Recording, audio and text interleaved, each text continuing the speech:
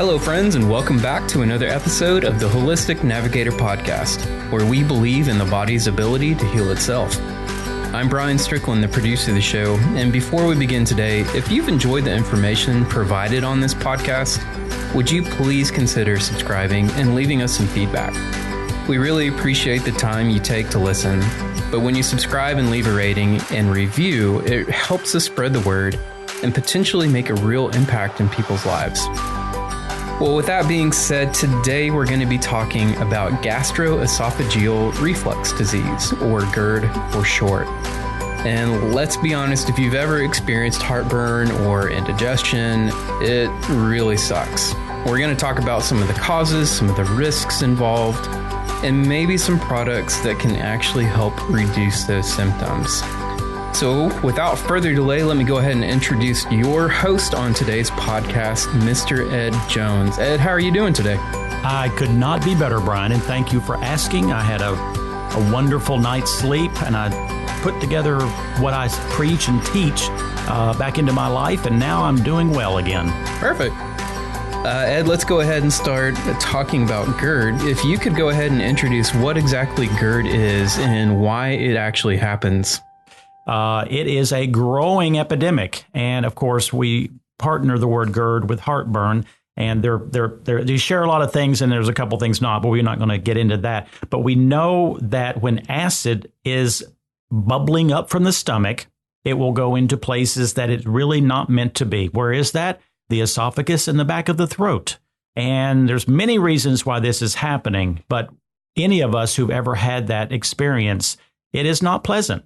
And it is really crushing sometimes on the feeling of your chest and the discomfort. And there's like, you can't even push on it, or it's not like something you can massage out. And we all try our little methods of everything from chewing gum to, taking the strong drugs, because this is not something we want to live with. Secondly, is it dangerous? It is if it's long term. And the reason it's dangerous is because the esophagus is a very tender part of the system. And when you put acid on something that doesn't have a mucus layer that can block the damage from the acid, you have potential of getting what's called Barrett's esophagus, which is a precancerous cellular change within the esophagus. So it's not only discomfort, there is some risk to that. So are there particular times when GERD is worse or may flare up at times?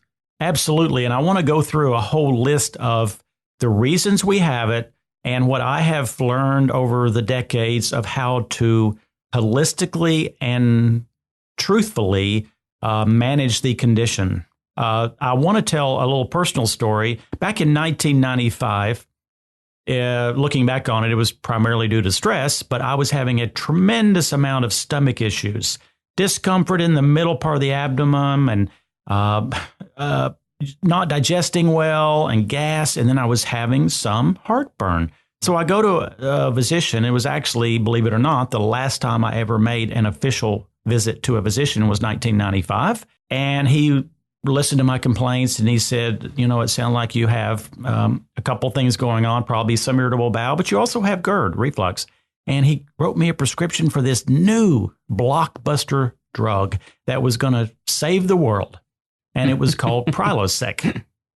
Well, I went home and I took a pill, and I actually felt better the next day. But my inquisitive mind started turning and twisting with the logic of how does this pill and drug work? Well, when I realized that what it's doing is actually shutting down the ability of the body to produce acid, all of a sudden I started second guessing and saying, well, let's see, acid's super important for taking the protein that I eat and allowing me to break it down into its individual amino acids. And then secondly, I'm started, of course, my own weird mind is, I wonder how vultures eat rotting food on the side of the road and not get sick. Well, they do that because they have tremendous acid within their system. Guess what? We have that same acid, not to the level of vultures, but we have it to protect us from bacteria that could end up killing us and other organisms. So let's see, we're cutting this off. Does that make common sense? No, it doesn't. So I called the doctor about 3 days later, and I met with him again, and I said, I'm not really comfortable with this drug long term. And of course, it was the same old, don't worry about it, patting me on the back. It's been tested. It's all fine. It's all safe. And I never took another pill after that. Because even now, I mean, you're not supposed to take it long term, right? Do they actually say that on the package now?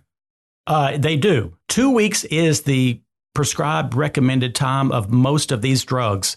Yet, how many of us personally or know family members who say, well, I've been on it for years. My doctor's never said a word about it. Here's the issue. When you're on it for years, you are going to not slightly, significantly increase your risk of osteoporosis. Well, guess what? That's become epidemic. Wonder why that is. Because 20% of the nation's on these drugs. Secondly, C. diff. C. diff is a very lethal gastro infection that comes from many times nursing homes and other places where people are sick. Well, the reason that more and more people are getting it is because they don't have stomach acid to kill it. And the reason they don't is because they're getting older, one, but two is they're taking these drugs. My father passed away from C. diff. I know all too well the devastation of that disease. And it is caused by the use of antibiotics and the use of these acid blockers. So two major risk factors. But now, the past 2 years, more research is showing the negative effects of these drugs on heart disease. So, and then lastly is memory. So we've got a whole host of reasons to consider, should we be doing this? And that's why I'm here. That's why we're talking about it, because there is options that conventional medical model does not seem to have in their toolbox. Right. So let's go ahead and talk about some of those options. If these conventional drugs, I mean, are definitely not supposed to be taken long term, what are some of the more natural and holistic options that we can explore?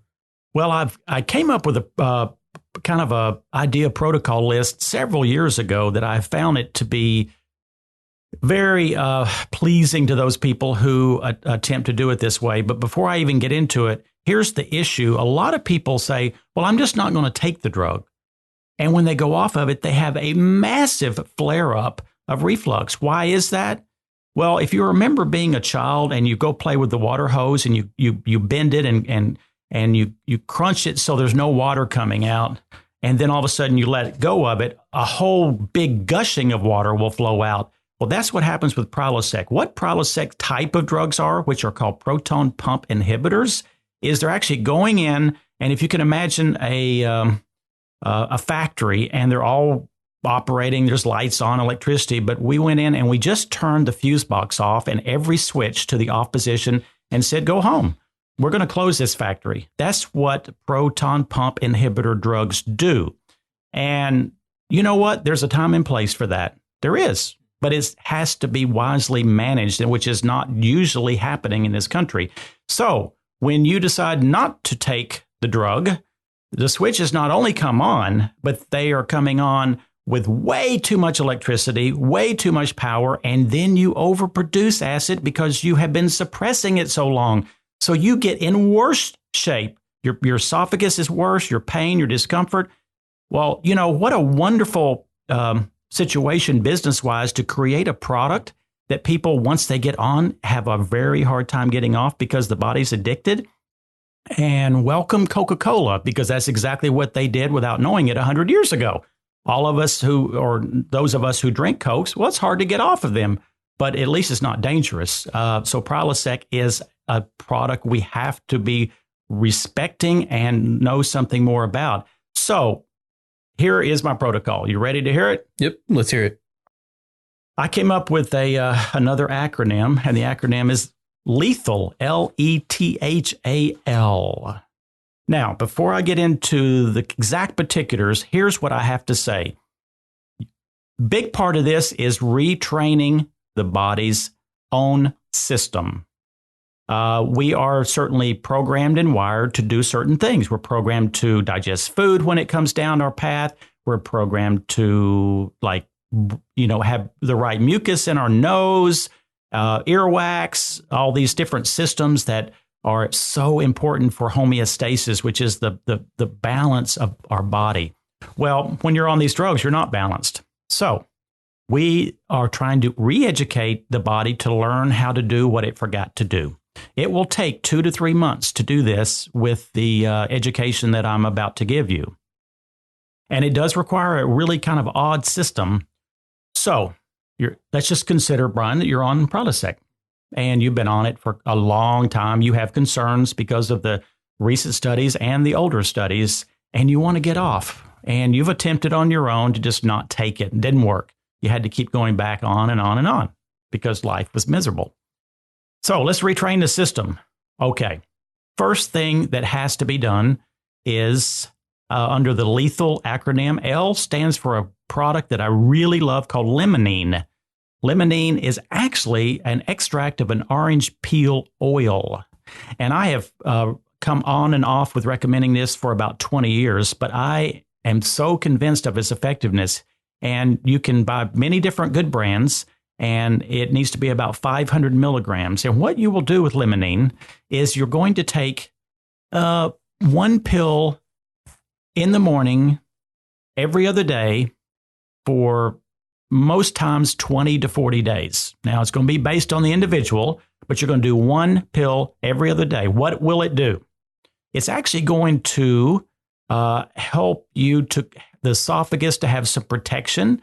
It's going to also do something that I have to explain here. The esophagus at the top of the stomach, you have a gasket. And this gasket is no different than a plumbing gasket. And what is happening in so many cases is this particular gasket is weakening itself due to multiple reasons. So we want to strengthen it so that the bubbling up of the acid is less likely to occur. There are people, I will go ahead and say this, that this is not a possibility. Those generally are the ones with an extensive hiatal hernia, because that hernia is actually pressing on this gasket, and there's not a whole lot we can super do about that, but you never know till you try. So Limonene, one pill every other day in the morning. Secondly, the E of lethal is there were studies done that if you chewed your food very adequately, which most of us don't do, we are in a big hurry, including me. When you chew your food completely adequately, there's about a 40% reduction in the level of GERD and reflux in people. And so following our great-grandmother's advice, which is chew slowly and swallow your foods and do all the common sense thing, we need to be chewing slower because saliva is a huge part of this digestive system. Third, the T of lethal, you have to know your trigger foods. Well, most of us we do have an idea of some of those foods, but the standard list is chocolate, peppermint, alcohol, and caffeine. And then the second list is onions, tomatoes, and spices. Those are generally the most common trigger foods. So basically all the good things then. No. No. So what does that mean when I say trigger foods? It's actually weakening the gasket. So all of a sudden, even if you have a strong gasket, these foods like peppermint, one peppermint mint will weaken that gasket if you have a tendency for that. And then here you go. The acid's going to bubble up. And if you imagine when you see the National Geographic TV commercials or shows where you have volcanoes and they have these lava beds, well, you'll watch the lava bed and all of a sudden this huge burping from the earth will spew lava. That is exactly what's happening when you loosen that sphincter muscle. And that's why sometimes you'll eat a food, you don't really feel the effects. It could be hours later, and sometimes we don't associate the food. So knowing those foods are triggers does not mean you have to eliminate them. I really like tequila. I also have some GERD, but it doesn't bother me. But guess what? Wine does. The wine, especially red wine, is really devastating to my system. So we have to be a detective for our own self. Next is the H. Now, this will be the oddest part of this conversation of all, because I don't know of anyone else who has come to this conclusion. When you get off of a proton pump inhibitor, which proton pump inhibitors, there's a whole list of them. Prilosec and Prevacid are the two most common. What we're trying to do is actually, just like a drug addict, we are trying to detox you. We're trying to help you get off the addictive quality of that drug. How can we do this? Well, that's what I'm speaking about. But here's where it's really odd for me. I'm going to recommend a second drug, because the second drug is far less harmful, and it is a stepping stone to retraining the whole system. And that second drug is called a histamine blocker. What does that mean? And the drugs that fall into that is Tagamet, Zantac, and Pepcid. A histamine blocker is, if you go back to the same analogy of that factory, that the proton pump inhibitor philosophy would go in and shut down the whole thing. Well, guess what? A histamine blocker does is we're actually making a phone call to the factory and say, you know what, we're just going to we're going to shut you down for just a few days, and we want you to come back in a week due to bad weather coming or due to some supply problems. We can't have the materials to build what you're building, and we're just doing this with a phone call. We're not going in and physically making it shut down. We're just asking it to shut down less. So what are the reasons that I prefer histamine blockers temporarily? They don't cause C. diff. They don't cause you to lose bone mass. They do reduce your acid, so that's still the same issue, but it doesn't cause the other diseases. If my dad had been on Tagamet instead of Prilosec, who knows how much longer he could have lived. And the thing is, those kind of drugs have gone out of favor with the medical system because they like bigger, better, and later. So because they don't shut down the whole system, these are okay to take long term? Well, they're better okay long term, but here's the protocol. And I'm going to get into this. The very first thing you want to do is you're going to want to start tapering the proton pump drugs. And what I mean by that is whatever dose you take every day, you're going to start skipping one day. Like if you do the Prilosec on Monday, then on Tuesday you won't do it, but you have to do something. That something would be a histamine blocker. Now, I am not giving medical advice. I'm not telling you how to treat your disease. I'm telling you how to maintain optimal levels and health of your esophagus and your intestines. So ask your doc if you're being treated and run it past them. And if they like it, fine. If they don't, then find another doc. Every other day, you're going to consider doing one Tagamet in the morning and one Tagamet in the evening. That's on your off days of the proton pump inhibitor. What is this doing? One is you're using a less toxic drug. Secondly, is it's slowly starting to work with that massive off button that's been pushed for so long, and it's being gentler as far as retraining the fact that, you know, there's a little acid will be fine, because histamine blockers do not block all acids. They block most of them, but it's going to retrain you. And with the additional stuff that we're going to talk about, it makes life really easy. Not perfect. You're still going to have flare-ups, but so that is what I want, to get across on the histamine blocker drugs. Next, there's one absolute nutritional product that I have been probably the happiest with in 25 years in the category of digestive support is called Absorbade, Absorbaid, Absorbade. It is a really interesting product, totally natural from A to Z. The company actually only makes 3 products, and I have, even though I've dealt with hundreds of products in that line, I still love Absorbade the best. And it only has these basic ingredients: lipase, amylase, protease, cellulase, and lactase. So what is this going to do? When you take these, which you hopefully will with every single meal too, you are going to supply the digestive support that has been many times sorely lacking. When you don't digest food, guess what happens? It pushes again on the sphincter muscle. It also doesn't allow you to digest the nutrients. It also doesn't move down the intestines the proper way. Many things happen, and this digestive support of Absorbade will generally help take care of those lackings within our own body. And so 2 of these with every single meal. So are these particular ones, are they any different than other digestive enzymes? Is there something, unique about them? It seems unique, and I can't explain the uniqueness. The reason I find it and I'm so loyal to it is because some of the other digestive enzymes can actually make you worse. You have to be very cautious and careful with some of the others. And it's odd. It's hard to explain it, but no one has gotten worse on Absorbade that I've ever dealt with. Okay. So that's a good question. The next and the last of this lethal acronym is L for lifestyle. Here's a couple things I found out. I had heartburn really bad even after starting all the right things, and I could not for the life of me. I was doing all the right things. I had not been on the drugs. And yet, like 6 o'clock in the evening or at nighttime or this or that, I'd have these massive flare-ups. And then I realized when I kept thinking more about the sphincter muscle, I was bench pressing and I was doing those pause presses where the bar would sink into my chest. Well, does not that make sense that that's pretty close to the sphincter muscle that's on the esophagus? The thing is, every time I pressed on it, it was probably squeezing it. And then hours later, here comes the lava burping back up on me. And then I went to yoga classes and all of a sudden I had it again.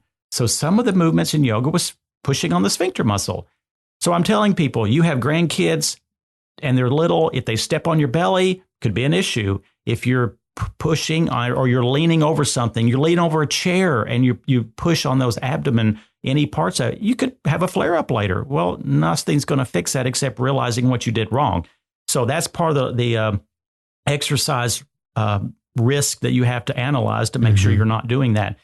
I am a huge fan, and I will actually be speaking of this in other podcasts of incline bed therapy.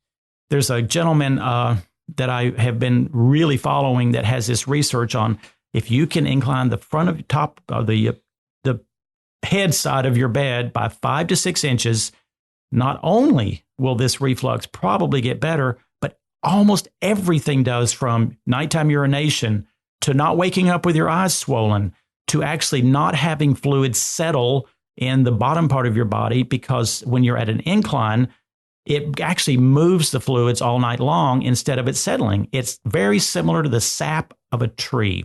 And when the sap of a tree, part of it comes down, it actually pushes the other part up despite gravity. Well, incline the bed by 5 to 6 inches is a huge deal. And lastly, Brian, it's a touchy subject, but if someone is overweight and obese and have a huge body mass, that makes sense again that the sphincter muscle will be pressed on.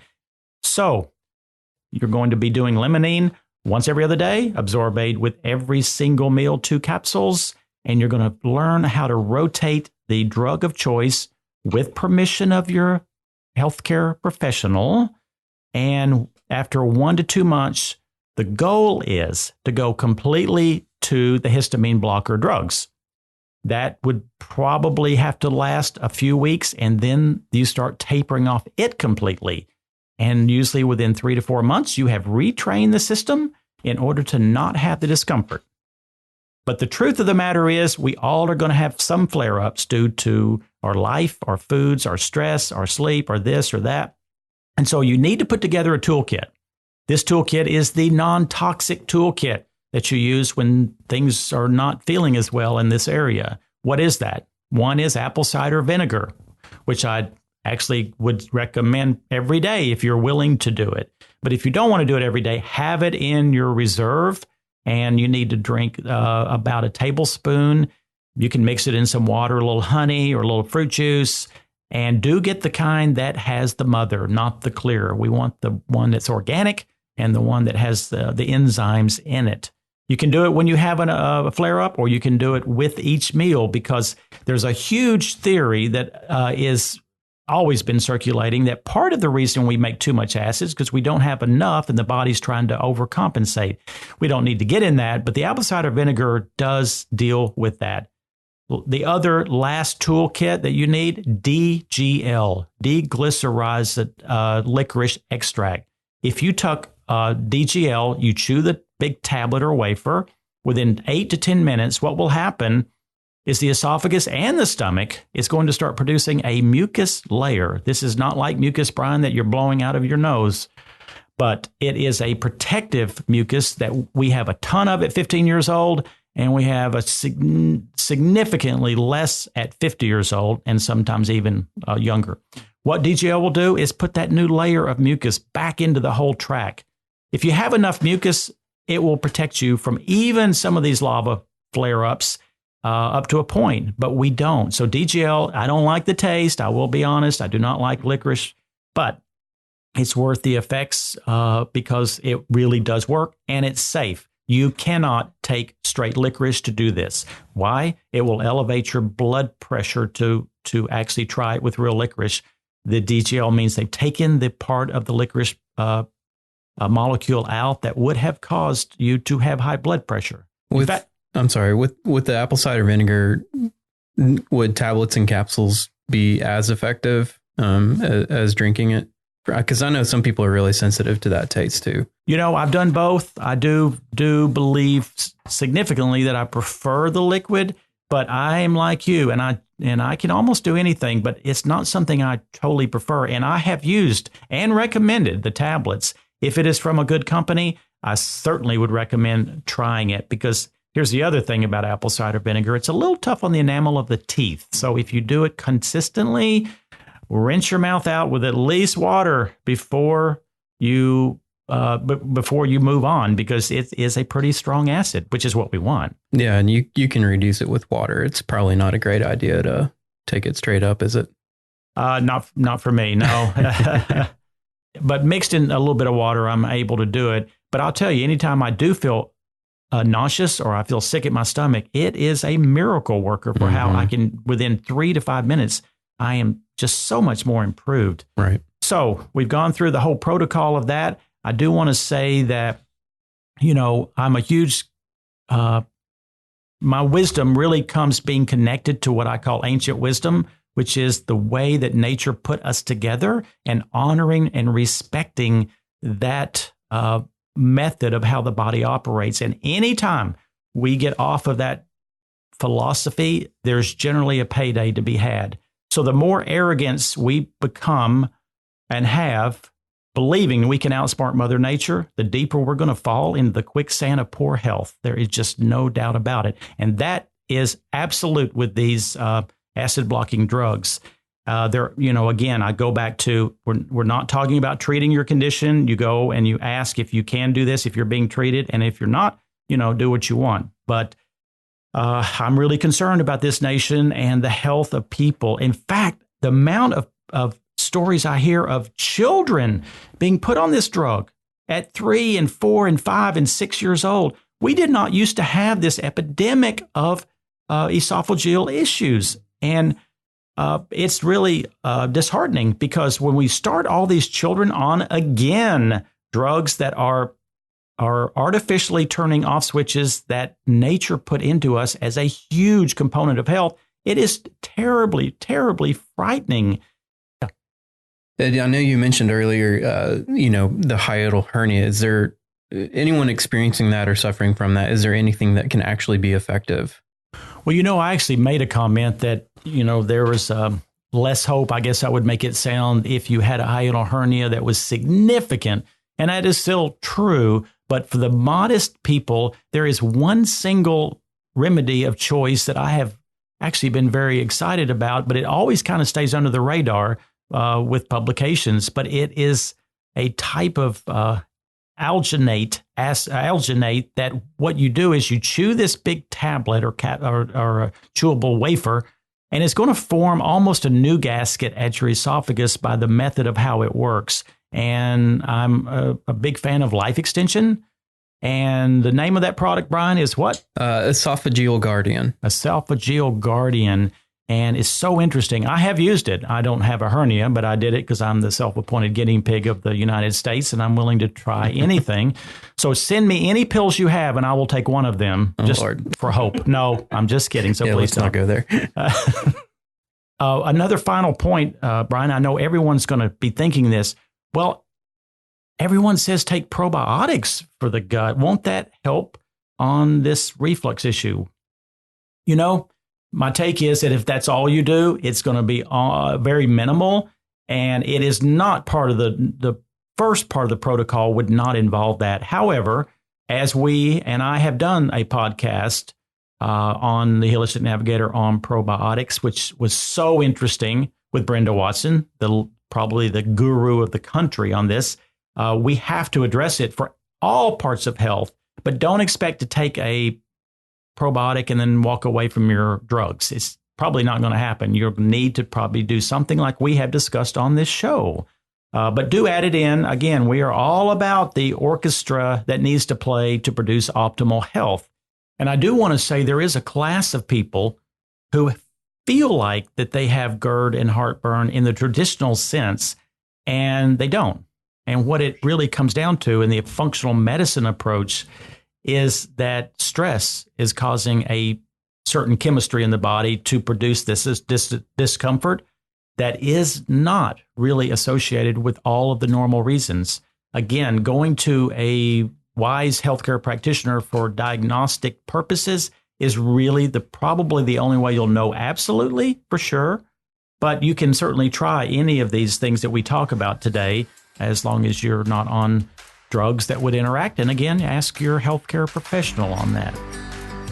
Well, everyone, that's it for this week's episode of The Holistic Navigator. I truly enjoy doing this, and I hope you truly enjoyed listening. Just remember, if a doctor cannot do you good, he must be kept from doing harm. That was from Hippocrates a long time ago. Thank you so much for listening, and have a healthy and safe day. The information on this podcast and the topics discussed have not been evaluated by the FDA or anyone of the medical profession and is not aimed to replace any advice you may receive from your medical practitioner. The Holistic Navigator assumes no responsibility or liability whatsoever on the behalf of any purchaser or reader of these materials. The Holistic Navigator is not a doctor, nor does he claim to be. Please consult your physician before beginning any health regimen.